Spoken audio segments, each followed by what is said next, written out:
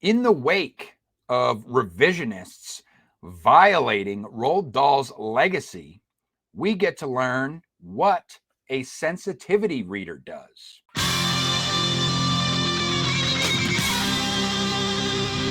Yes, hot topic for content creators. This is where I pitch a hot topic to you guys, and then you guys turn around and create your own content on said topic. So, for this week, I do have an article, and that has to do with representation in fiction. So, what sensitivity readers actually do from a professional. So it says in the subtitle here, in the caption, after, quote, fat and other words were cut from Roald Dahl books, sensitivity readers are in the culture war crosshairs. Culture war crosshairs.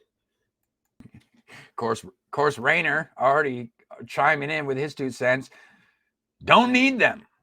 Their existence is a symptom of a broader problem. Let's not jump the gun. Let's give it a chance.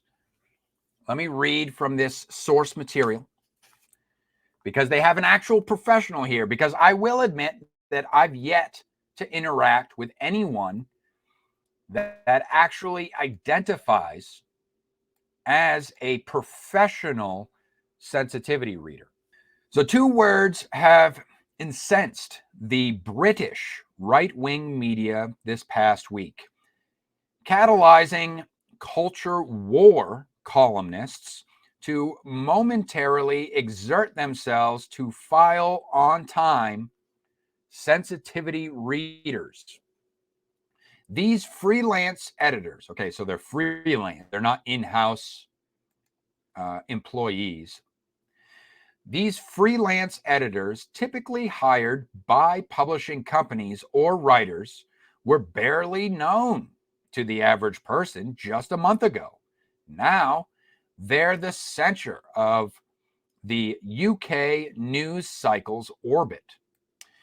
It started with a Telegraph piece, which revealed that the new editions of British writer Roald Dahl's children's books had been edited to remove language that modern readers would consider offensive regarding race, gender, weight, and mental health.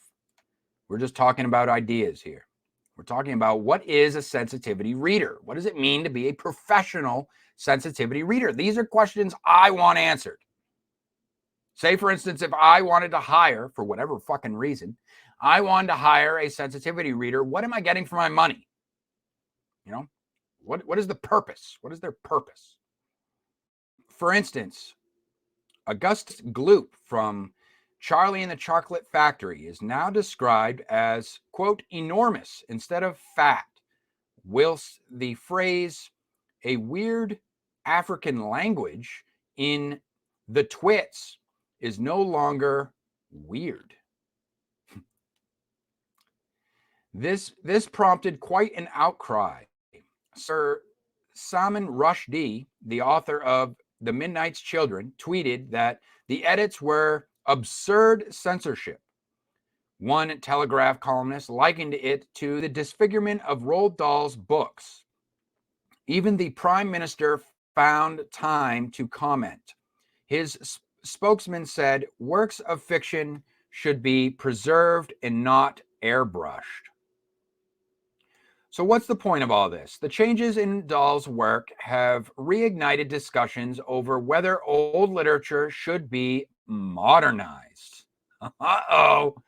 Triggering a backlash against sensitivity readers who have been accused of enabling cultural censorship.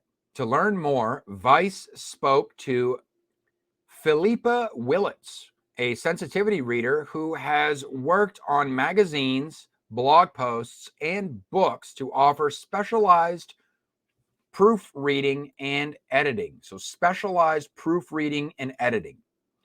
So Vice asks, so you're a sensitivity reader. What does that mean? Philippa answers, it's a relatively new role that's grown in recent years, and it's not always a clearly defined position.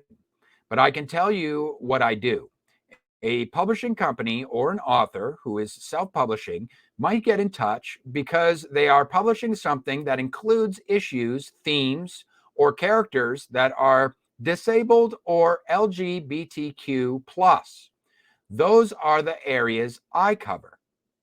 As a white woman, I'm not going to do anything around race, for example. I then go through a manuscript and just give feedback. Sometimes it's on whether something seems realistic, but at times it's if somebody has used language that some people would find offensive. It is not my role to say, you must say this or not say this. It is always to provide feedback, and it is always up to whoever hired me to decide whether or not to make a change or not. So in this instance, I would say it appears as though this woman Philippa, is being, honest and transparent in her way of doing business. For me, it's not so much the sensitivity readers themselves, but it's like, who are these people that are hiring them? You know what I mean? Because it's almost like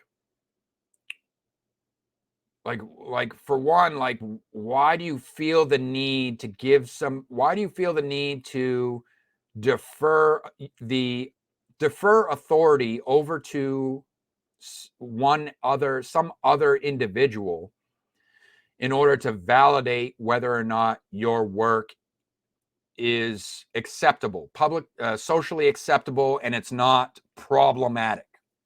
You know what I mean? It just seems like such a weird thing to do. You know what I mean? It's almost like, what is the purpose of doing that? And it's because it's just one person's opinion, right? So it almost seems like a moot point. You're just basically hiring somebody. It's not even like you're hiring a beta reader or an alpha reader, or, you know, getting feedback from an actual professional critic or a critique partner, with a book arc or something like that. This is just somebody that's like just basically just giving you a glorified opinion about your work based upon their perspective of the social zeitgeist, like how politically correct. It's almost like you're paying somebody with the intention of sterilizing your work. Like you're giving them carte blanche to sterilize your work. That's what I feel like it kind of boils down to. But we're going to go on here and see what else they have to say.